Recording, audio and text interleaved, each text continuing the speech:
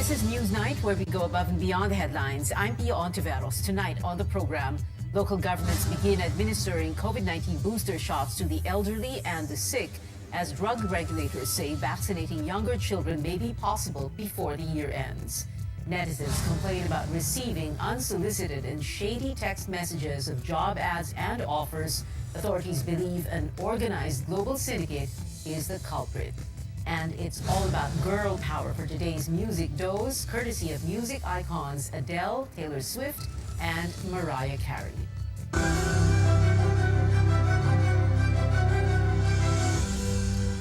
Well, first were the hospitals. Now it's the turn of local governments to distribute COVID-19 booster shots to two more priority groups. Local officials are requiring those eligible, senior citizens and people with weak immune systems, to register first. Carolyn Bonkin filed this report. Senior citizen Cesar Cruz is among those who first got a booster shot in San Juan City on Tuesday. He chose Pfizer, same brand as his first 2 doses.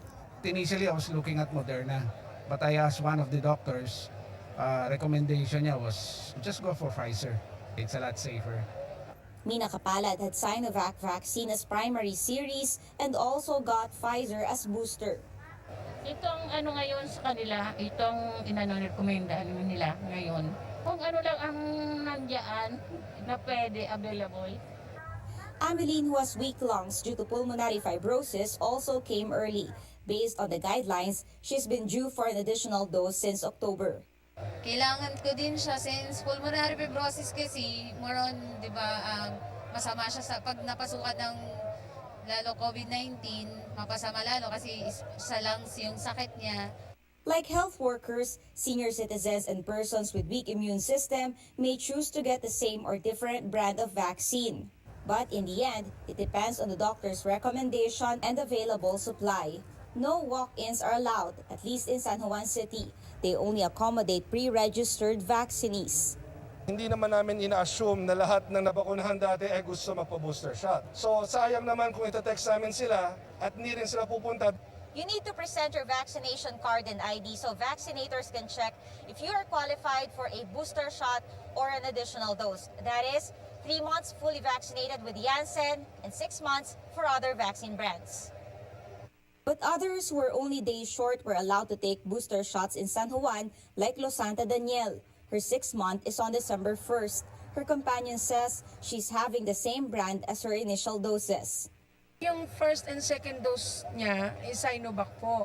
Walang naging side effect sa kanya kasi at least sanay na siya dun sa bakulang Sinovac. Gaya yan, yung instant case na yan naman is meron siyang clearance from doctor. So hindi siya, it's more on an exemption than a rule. The rule pa rin is dapat 6 months. In Manila, many senior citizens with underlying illnesses also lined up for booster shots in hospitals, just like in Ospital ng Maynila. Hika, diabetes. Hindi ko po kaya magkasakit. Kailangan pang mabuhay ng matagal. The hospital is also accepting vaccinees from other areas. Kung gusto talaga dito nila magpabakuna, kinakailangan lang po talaga ay magpa-pre-register tayo sa Manila COVAX, no? Other provinces and cities in Metro Manila have yet to start giving boosters for senior citizens and persons with weak immune system in the coming days as they await for more vaccine supply. Caroline Bonkin, CNN Philippines. The Food and Drug Administration says COVID-19 vaccination of younger children is possible before the end of the year. The agency is currently waiting for at least 2 pharmaceutical companies to submit amendments to their emergency use authorization that will make way for the vaccination of children aged 5 to 11. Pretty sure Pfizer is going to be ready, and the Sinovac also told us that their data is being collated and will be submitted soon. So I believe before the end of the year, we're going to have vaccines for children below 12. The FDA also says recent data on the ongoing vaccinations of minors aged 12 to 17 are looking good, with less than 1% of about 500,000 vaccinees reporting just mild side effects. Now, dozens of business groups want to use their own COVID-19 vaccine supplies as booster shots. In a joint statement, nearly 30 organizations urge the government to allow them to distribute booster shots to their employees and families. They cite the dramatic decline in cases and healthcare utilization rates in Metro Manila and nearby provinces because of the high vaccination rates. With the oversupply of COVID-19 vaccines, the groups worry that these doses might expire and go to waste. The private sector has helped the government secure millions of vaccines. Earlier, Presidential Advisor for Entrepreneurship Joey Concepcion called on the government to include economic frontliners in the rollout of COVID-19 booster shots. The Health Department, however, said that only certain sectors are covered in the Emergency Use Authority or authorization for the use of vaccines as booster doses.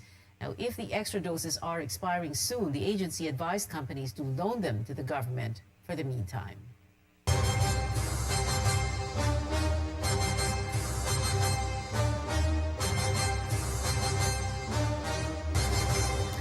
Presidential aspirant Bongbong Marcos submits his drug test results to authorities through his lawyer and spokesperson, Vic Rodriguez. Rodriguez went to the National Bureau of Investigation, the Philippine Drug Enforcement Agency, and the Philippine National Police this morning. He submitted Marcos's cocaine drug test, which showed a negative result. The lawyer claims it was conducted at the St. Luke's Medical Center, Global City in Taguig on Sunday. He also submitted Marcos's negative methamphetamine and marijuana drug test results. Rodriguez says the presidential aspirant took these tests at the Philippine National Police last November 10 to secure a permit to carry firearms. Last week, President Duterte claimed the presidential hopeful, who has a well-known father and family name, was into cocaine. Days later, he called Marcos a, quote, weak leader and a spoiled child. The son and namesake of the late dictator, Ferdinand Marcos, says he doesn't feel alluded to and that he took the drug tests to assure the public he is against illegal drugs. He also called on his fellow presidential aspirants to take drug tests as well. CNN Philippines has reached out to St. Luke's Global City for confirmation on Marcos's drug test results, but the hospital has yet to respond. In less than 3 months, campaign season officially begins. The government will start regulating online campaigning, with candidates turning to social media to woo voters. But Stanley Gaheta reports combating disinformation remains a challenge. Generation Z and first-time voter Rain Dylan Carillo believes online campaign and the use of social media both have advantages and disadvantages. First, kasi mas madali yung platform of social media to reach out to different people. And then the disadvantages, of course, ang bilis ng spread ng information in social media. So there's so little time to really moderate if it's fake or not. So there's a bigger chance for trolls. Carillo encounters a lot of news and information about the upcoming elections, and she makes it a point to validate them. I was taught pala nung elementary kami na to maging mapanuri sa sources namin, to double check and never get information na you can't check from 5 or more sources. But not everyone is as discerning as Rain. For social media expert Philip Jose Hernandez, the recent Comelec resolution legitimizes the use of social media for elections, but enforcing regulations will be a challenge. So if we regulate, for example, the practice, do we actually have enough parameters, manpower, and resources to really regulate and treat them fairly? Because in the absence of such, it will just be a piece of paper. Do you regulate the platform or do you regulate the behavior in the platform? Hernandez says social media is powerful and voters should be wise enough before believing what they see, hear, or read online. The information you can get on social media can make you decide on something. There are people who do discern. There are people who do know what is true, but it's not given value. For political scientist and sociologist Frederick Ray, he thinks there's a policy gap in the new resolution. Hindi niya nire-regulate yung individual being. Hindi niya nire-regulate yung self for it to become responsible.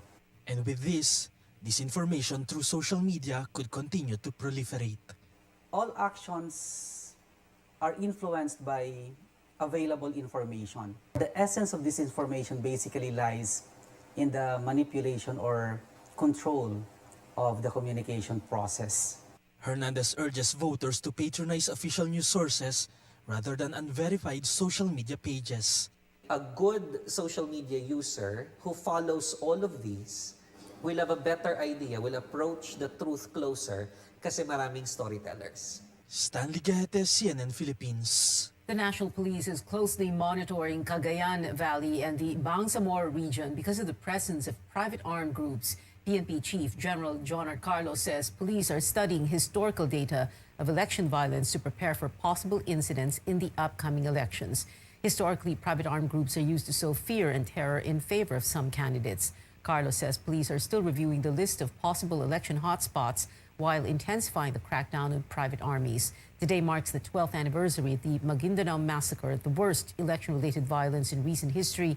58 people were killed, 32 of whom were media workers. Up ahead on Newsnight, we'll find out what's driving the latest blast of text messages that advertise or offer jobs. And the Commission on Human Rights warns it will not hesitate to take legal action against those who book fake deliveries following pranks targeting the opposition. Stay tuned.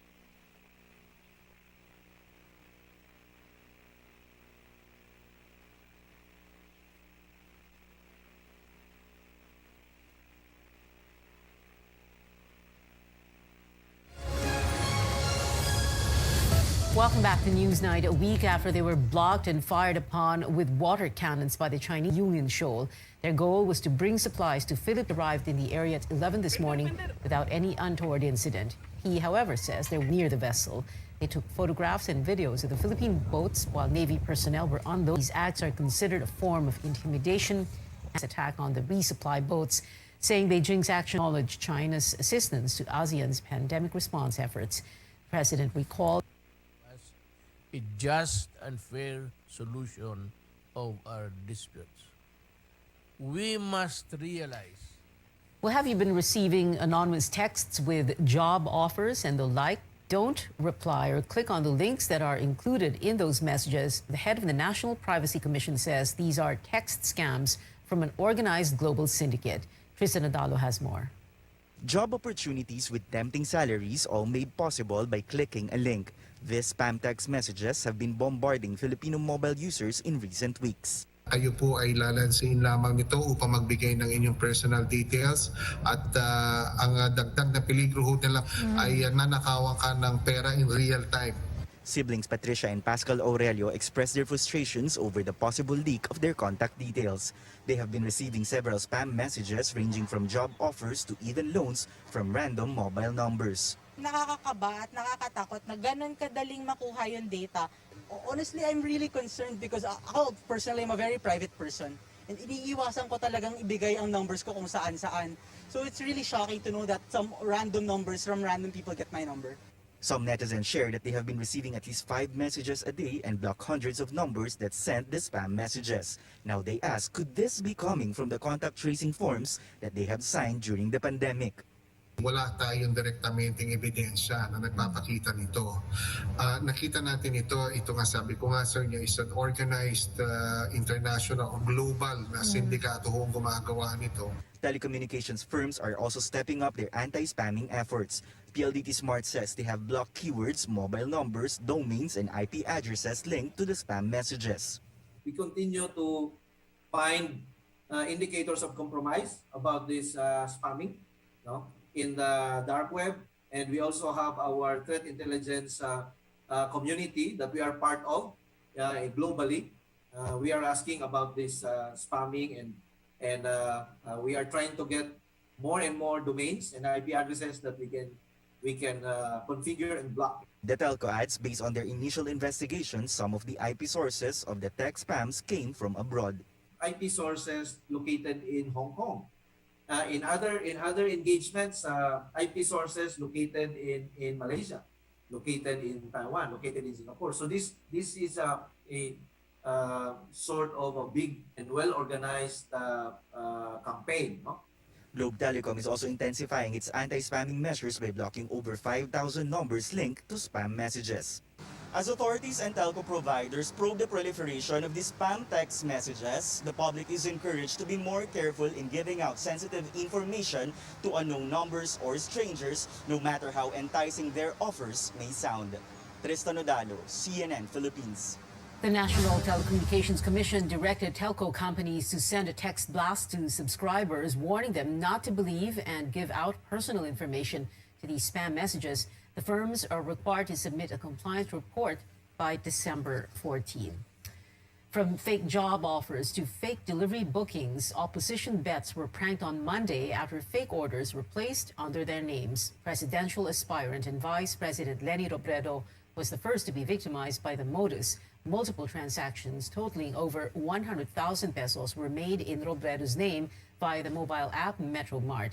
The items were sent to the office of the Vice President through cash on delivery. The goods were returned to supermarkets without charging the OVP and the riders. Robredo called on those playing pranks to stop wasting the precious time of delivery riders. Her running mate, Senator Kiko Pangilinan, also received a fake order on the same day for frozen meat and wine worth 90,000 pesos. Re-electionist Senator Risa Ontiveros shares a food order worth 17,500 pesos was also made under her name and sent office. The hashtags We Love Duterte and I Love Drilon were part of the order notes, but the transaction did not push through. Ontiveros is considering filing a complaint to protect local businesses and delivery riders. The Commission on Human Rights says it was also contacted by several businesses yesterday for food deliveries that no one in the agency booked. The CHR adds an investigation is underway and that it will not hesitate to take legal action against those also planning the same prank. Meanwhile, two companies known for food, retail services, and delivery are teaming up for a new project to help members of underserved sectors jumpstart their own business. Chrissy Di Matulak has details on this livelihood program in Caloocan City. Sheila Araneta is a graduate of a 2-year drug rehabilitation program in Caloocan City. She's excited to get back to her normal life in the outside world. But she has one problem. She realized it's not easy to start all over again for someone like her. Hirap magsimula ulit. Kasi hindi mo alam kung ano, natatakot ka na kumuha ng mga requirements kasi may records ka na. Araneta is among the chosen beneficiaries of Caloocan City's livelihood program called the Bayanihan Palengke. Drug rehab graduates like Araneta can have a fresh start as they are given an opportunity to sell fresh produce to their community. The way to attract them really is meron ba talagang maayos na business proposition. To make this possible, Caloocan partnered with food delivery service Food Panda and 24-hour retail store company Philippine 7, which operates 7-Eleven. Under the agreement, Food Panda will provide seed capital for beneficiaries, while 7-Eleven will use its trucks to pick up fruits and vegetables directly from farms. The supply chain on fresh vegetables and produce is something that we've been very interested in from day one. Why is that? It's because we have so many restaurants, we deal in food, so anything that we can do to streamline one of the main inputs, which is produce, and lower cost, that's something that we're interested in. We have trucks that go out, let's say to Baguio, para mag-deliver sa stores doon. Tapos pagbalik, walang laman. So, we said, okay, well, libre naman yung ano, wala naman laman. So, sige, pasakyan natin yung mga vegetables para makatulong. According to Murogi, Food Panda riders can also be part of the program and serve as resellers. They can earn extra income by delivering produce to different areas. The two companies are eyeing to launch the program soon in Manila City. Chrissy Di Matulak, CNN Philippines. The Senate is set to resume its probe into the government's alleged mishandling of pandemic funds on Friday. The investigation into the government's supposedly anomalous deals with Pharmally Pharmaceuticals was triggered by a Commission on Audit report that flagged deficiencies in the Health Department's COVID-19 spending. For Health spokesperson Maria Rosario Vergere, the probe is delaying the DOH's COVID-19 response. In my opinion, it has demoralized our cadre.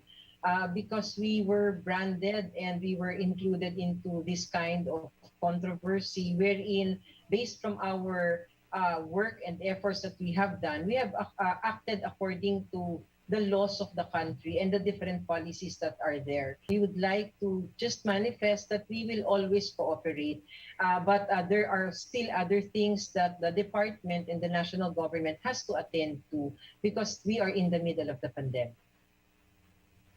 Join our senior anchors Pinky Webb and Rico Hizon as we take a hard look at the country's COVID-19 response, the milestones and the controversies. Catch our special presentation, Politics of COVID-19, Winners and Losers, this Thursday, 8 p.m., only here on CNN Philippines. Still on Newsnight, Filipino pole vault sensation EJ Obiena slams the Philippine Athletics Track and Field Association for accusing him of not paying his coach on time. And female artists are taking over the global charts and breaking new records this year. We'll take a look after this break.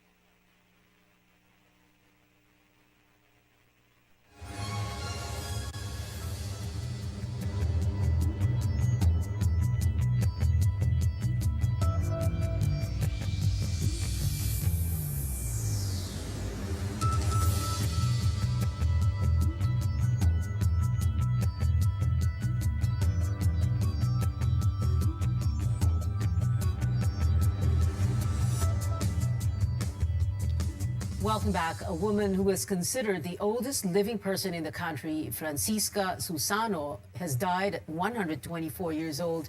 Lola Iska, as she was affectionately called, died Monday evening. Health officials in her hometown in Negros Occidental have yet to determine the cause of death. Lola Iska was born on September 11, 1897, during the Spanish colonial era. As of September this year, the Guinness World Records was still processing documents to declare her as the oldest person on Earth.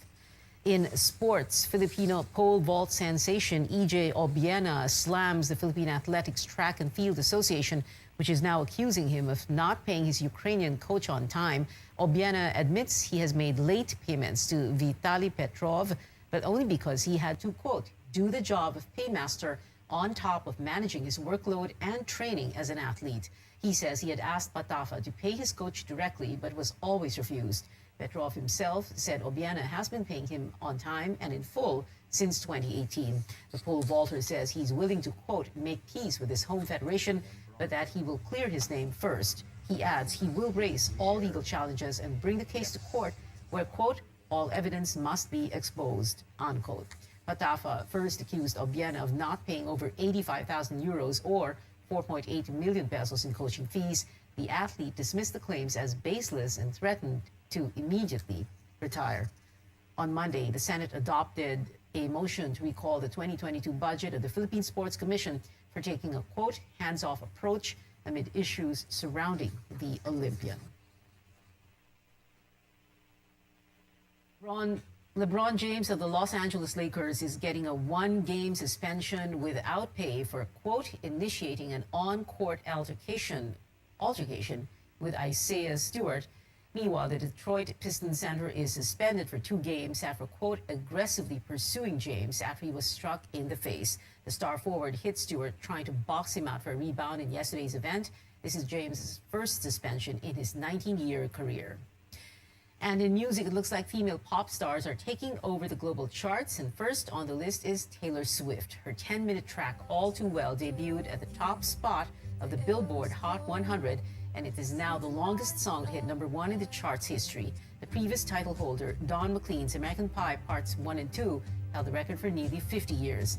Adele's 30 is now the top-selling 2021 album in the U.S. just 3 days since it came out. It sold over 500,000 copies as of November 21st, beating out Swift's Red Taylor's version, which set the record a day before Adele's release. But moving from heartbreak to the holidays, it looks like people are ready for the Yuletide season. Mariah Carey's All I Want for Christmas Is You has slid back into the Hot 100. It lands at 36 on the charts. It is 32 days before Christmas, and that is it for now. Join me again on news.ph at 7 p.m. I'm Pia Ontiveros for Newsnight, where we go above and beyond the headlines.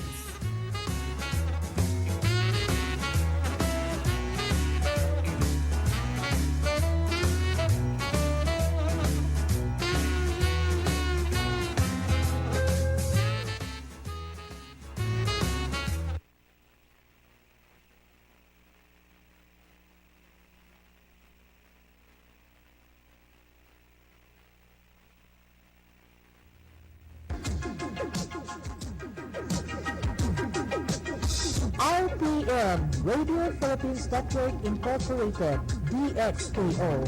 13 sa Zinday Utso sa bayan sa inyong radyo. RPN DXKO, ang Radyo Ronda dili sa Dakbayan sa Cagayan de Oro. Sibiyahan na may galaon sa katawhan, andam mo serbisyo sa tanan. Ang RPN DXKO Radyo Ronda sakop sa KBP, kapisanan ng mga broadcaster ng Pilipinas.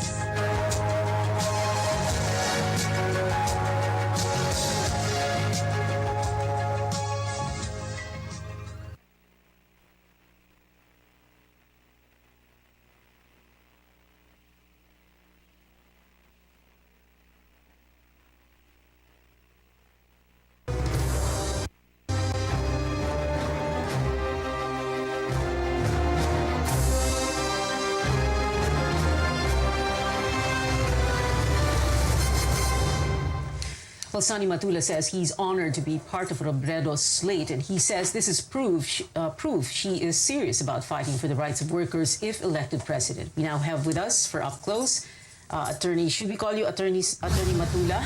Attorney Matula or Kasani? Ano po yung dapat tawag namin po sa inyo? Sunny Wildo, Pia. Attorney Sunny. Magandang gabi po sa lahat. Attorney Matula or Attorney Sunny? Yes, good evening po. Good evening. Okay, Attorney Sunny. Good evening po sa inyo, and thank you very much for joining us. Can you tell us first po, Attorney Sunny, what were the behind the scenes dito po sa pagpili sa inyo? No? What took so long? Ano yun, 1-2 weeks? Ang daming naghihintay, ang daming haka-haka, di ba? Sabi daw, it was a choice between Nery Colmenares and you. What happened?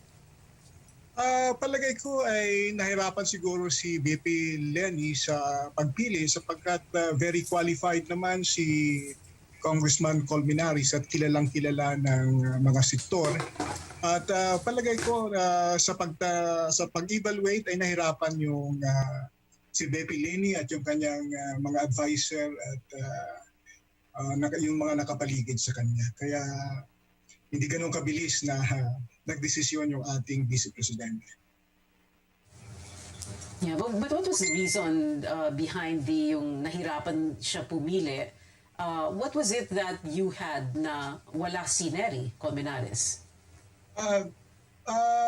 Hindi ko masyadong nakikita kung ano yung criteria niya. Pero ang nakikita ko lang ay si VP Leni ay naging abogado ng mga magsasaka sa Bukidnon at nung nagpa-practice pa siya ay naging abogado siya ng mga manggagawa. Ganon din po yung aking karanasan sa kasalukuyan ay abogado ako ng mga manggagawa at marami ring mga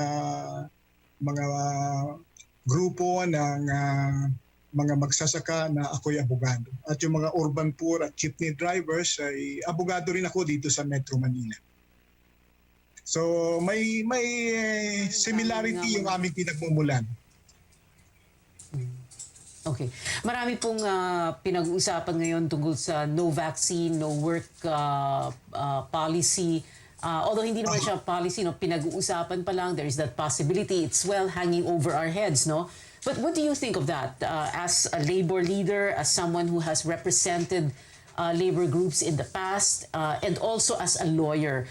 Pwede po bang pilitin ang tao na magpabakuna? At kung hindi siya magpabakuna, hindi siya pwedeng tanggapin sa trabahong that he is applying for, or mawawalan siya ng trabaho, matatanggal siya sa trabaho dahil ayaw niya magpabakuna. Ano po ba yung dapat na balance between these two The forces? existing law provides that vaccination is not compulsory. In fact, under Section 12 of Republic Act 11-525, it is clearly stated that vaccination is not a mandatory requirement in obtaining education, in employment, and in other similar government transactions.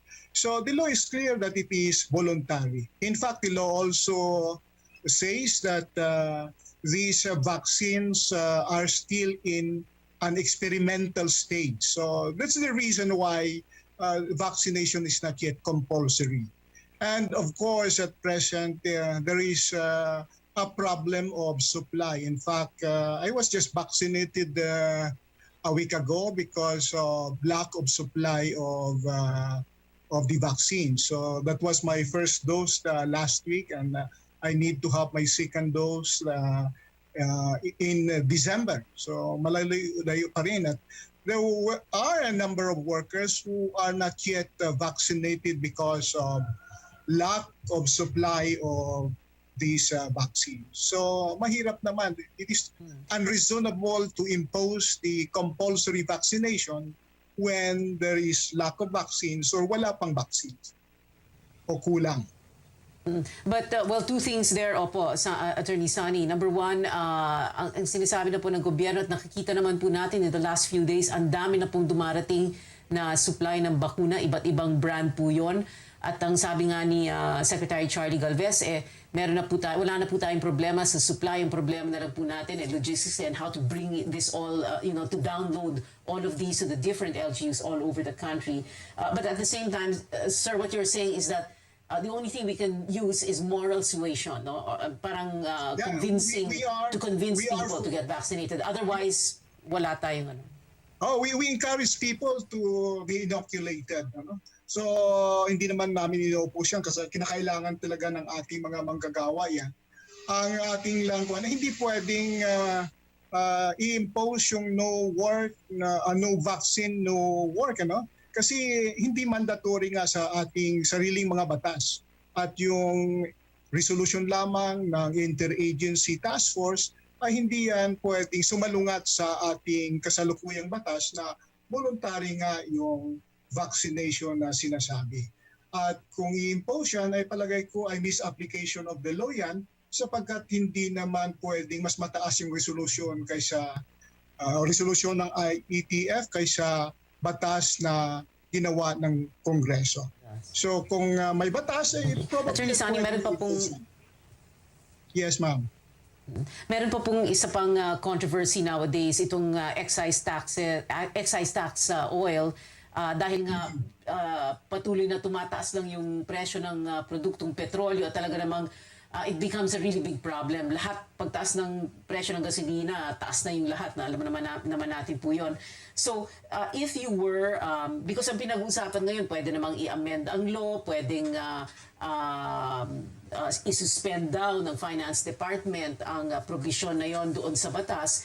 If you were to win in this bid for the Senate, and if you are there in the Senate already, at umabot sa panahon na nandoon na po kayo sa Senado, what would you do about this particular controversy on the excise tax? Palagay ko ay napaka-importante kasi ng mga gasolina at ito ay ginagamit ng maraming mga Pilipino, ay dapat gamitin na Executive Department yung kanyang kapangyarihan, i-suspend. Kung nasa Senado na tayo ay ating i-review yung excise tax na yan sa ating mga gasolina kung ito ba epektibo o dapat nating tanggalin na sa ating mga batas. Alright. Attorney Sani, yet another controversy, itong pinag-uusapang investigasyon ng International Criminal Court.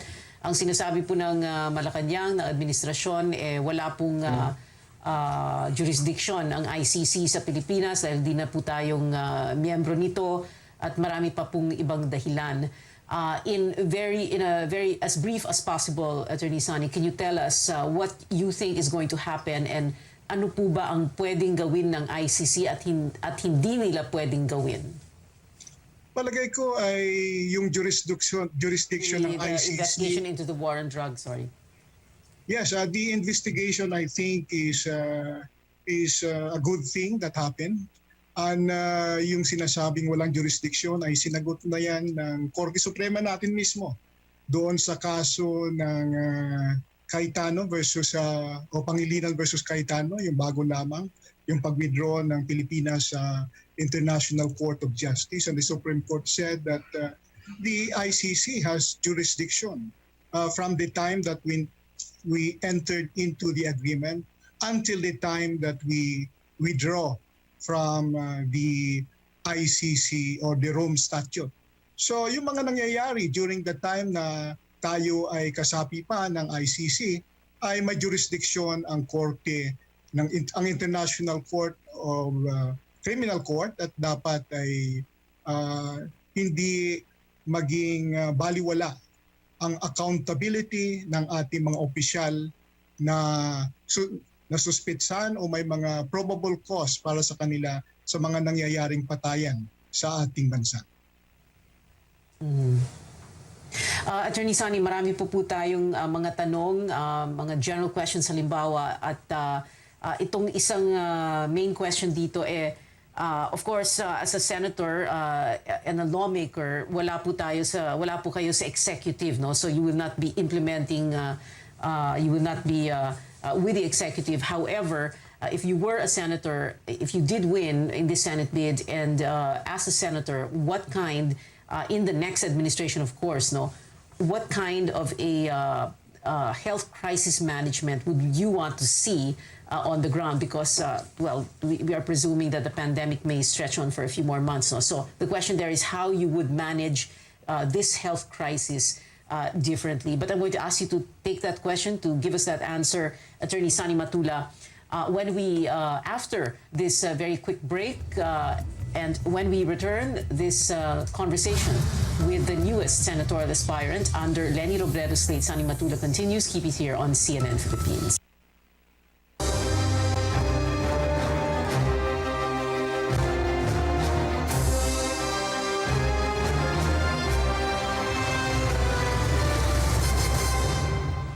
Welcome back to CNN Philippines. We still have with us for Up Close labor leader and lawyer Sani Matula, the latest addition to Leni Robredo's senatorial slate. Attorney Sani, ang tanong ko po kanina is how would you want the health crisis managed differently? Yes, we have an agenda when we met Vice President Leni Robredo last week or 2 weeks ago. And one of our agenda is universal health at papalakasin natin yung ating mga sistema sa pangkalusugan. The first ones that dapat ay balik trabahong ligtas. So we have to adopt measures sa pagbabalik ng mga manggagawa sa trabaho na ligtas sila. So ang pamanawagan dyan ay malawakang bakuna, libreng testing, at kung ang ating mga manggagawa ay magkaroon o ma-infected ng COVID-19 ay dapat mayroon silang assistance o mayroong tinatawag natin na proposal for pandemic leave kung mayroong COVID-19 na infected yung ating mga manggagawa para hindi sila mawalan ng income sa panahon na sila ay nagkasakit o na-quarantine sila. No? So, at kasama na dyan siyempre ang pag-recruit ng maraming mga healthcare personnel. Noon pa man ay sumulat na kami sa Pangulo ng Pilipinas, sa Department of Health at sa ating Department of Labor na dapat nag-recruit ng mga regular na mga healthcare worker, hindi lang po yung mga job order o yung mga contract of service ng mga personnel, kundi yung mga regular na mga empleyado ng Department of Health para sa matugunan yung pangkalusugang pangangailangan ng ating mga kababayan. Isa po ang kulang sa kasalukuyan ay karamihan ng ating mga na-recruit na mga healthcare personnel ay mga contract of service o may contractualisasyon na nangyayari na ang kanila namang ginagawa ay permanenteng trabaho ng ating pamahalaan. So masama po yan. Yan ay ating babaguhin. Okay, babaguhin meaning ang sabi po kasi sa akin the thing you're most passionate about is security of tenure, and you're saying na kapag dumating kayo sa Senado at kung nakakarating kayo ng Senado, yan ang isa sa mga na tatrabahuin nyo. Oho. At siyempre yung paid quarantine leave ng ating mga manggagawa sa panahon na sila ay magkasakit o sa panahon na sila ay naka-isolate. Oo. Attorney Sani, siyempre ang running for the Senate is not a small thing. As a matter of fact, ang estimates can run between 200, 500 million for a campaign for the Senate. So the question is, how do you plan to fund your campaign? And given that you are a labor leader, a labor lawyer, how would you say big business looks at you and your candidacy? It's good that we are included in the slate of the Vice President kasi madadala na tayo sa kampanya ng ating Vice Presidente at sa palagay natin ay tutulungan ang mga manggagawa na manalo, yung representante ng mga manggagawa na manalo sa eleksyon na ito. So malaking tulong po yon. At nagpapasalamat kami kay VP Lenny na napagbigyan yung mga manggagawa. For the first time, palagay ko, yung mga manggagawa na bigyan ng break at palagay ko ay mananalo yung representante ng mga manggagawa sapagkat nakasama tayo sa mainstream na mga political coalition. Siyempre, wala tayong pera na sarili natin. Attorney Sani, the following questions are answerable only by yes or no, so wala pong explanation allowed. Sorry po. So Okay, the sige. first question is, do you favor easier public access to the SALNs of the President, Vice President, and members of Congress? Yes or no? Yes. Yes. Do you support lifting foreign ownership limits in the Constitution? Yes or no, sir? Come again? Do you support lifting foreign ownership limits in the Constitution? Yes or no, sir? No. I will not support the lifting of the term limit. Okay. Do you favor the reimposition of the death penalty for drug-related crimes? Yes or no? No. Life is precious and it cannot be returned back. Should the sitting president be allowed to run for vice president in the next election? Although, of course, alam naman po natin, nagsabi na po si President Duterte na hindi siya tatakbo, hindi po siya nag-file ng COC, pero syempre hindi natin alam kung ano mangyayari between now and November 15. At the same time, sabi po niya retired siya, pero ang tanong, should a sitting president be allowed to run for VP in the next election? Yes or no, sir? I think no, there is the answer. Do you favor resuming peace talks with communist rebels? Yes or no, sir? Yes. That's good for the Philippines to discuss. Should the country be more aggressive in protecting its maritime interests in the West Philippine Sea? Yes or no, sir? Yes, of course. And my final question for you, Attorney Sani, before we say goodbye to you, you were also a law professor and, of course, like we said earlier, a labor lawyer. What was the most significant, the most impactful, I suppose, the labor case na na-handle po ninyo? And even if, for example, you do win and you get to the Senate, would you still be teaching law? Ang daming nagsasabi na magaling daw po kayong teacher. Yeah, I have 3 landmark cases, which is my favorite before the Supreme Court. The case of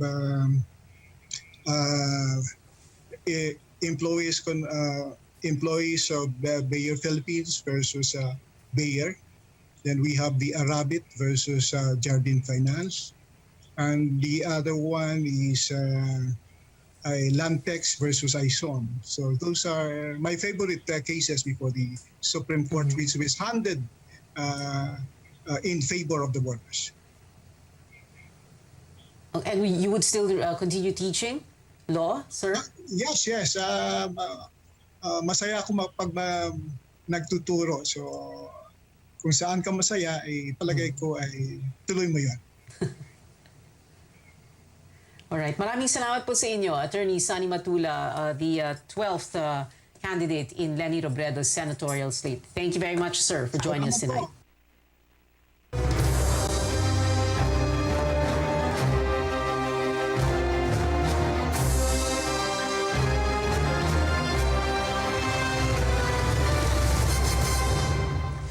Well, Sonny Matula says he's honored to be part of Robredo's slate, and he says this is proof she is serious about fighting for the rights of workers if elected president. We now have with us for up close, attorney. Should we call you Attorney Matula?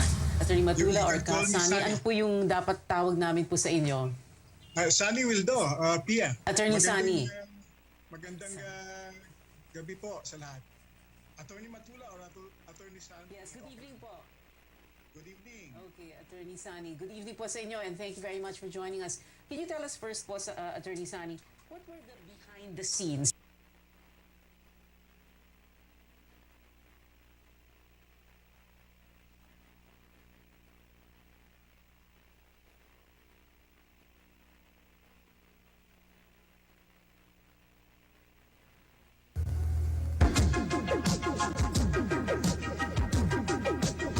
RPN, Radio Philippines Network Incorporated, DXKO.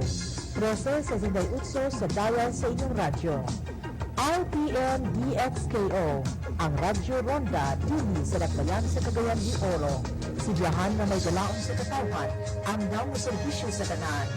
Ang RPN DXKO Radyo Ronda, sakop sa KBP, kapisanan ng mga broadcaster ng Pilipinas.